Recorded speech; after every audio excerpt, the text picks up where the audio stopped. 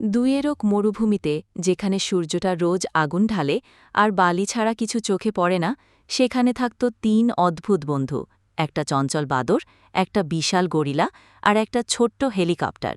না, হেলিকপ্টারটা ভাঙা, কিন্তু সেটা ছিল তাদের ছায়ার ঘর। তারা তৃষ্ণায় ভুগত না, কারণ বন্ধুত্বেই ছিল তাদের শান্তি। তবু একদিন আকাশ মেঘে ঢেকে যায়। তারা ভাবে কিছু একটা হতে চলেছে। ঝড়ের পরে বালের নিচে হঠাৎ দেখা যায় হেলিকপ্টারের ভেতরে লুকিয়ে থাকা ২টো পুরনো বেলচা। বাদরটা লাফিয়ে নিয়ে আসে একটা, আর গরিলা কাঁধে তোলে আরেকটা। মরুভূমির মাঝখানে তারা খুঁড়তে শুরু করে। ঘণ্টার পর ঘণ্টা কাটে। হঠাৎ বেলচায় ধাক্কা লাগে কিছুতে। জল! একটা কুয়ো খুলে যায়। ঠিক তখনই বৃষ্টি নামে, যেন প্রকৃতি নিজেই পুরস্কার দিতে এসেছে। বৃষ্টি ধীরে ধীরে কুয়োটা ভরে দেয়। তারপর আশেপাশে লোকজন এসে জল খেতে থাকে।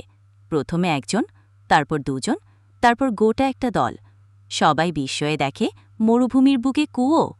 বাদর আর গরিলা ভাবে, এই জায়গাটাকে যদি আরও সুন্দর করা যায়। তারা বেলচা ফেলে এবার গাছ লাগাতে শুরু করে। কেউ দেয় বীজ, কেউ দেয় পানি।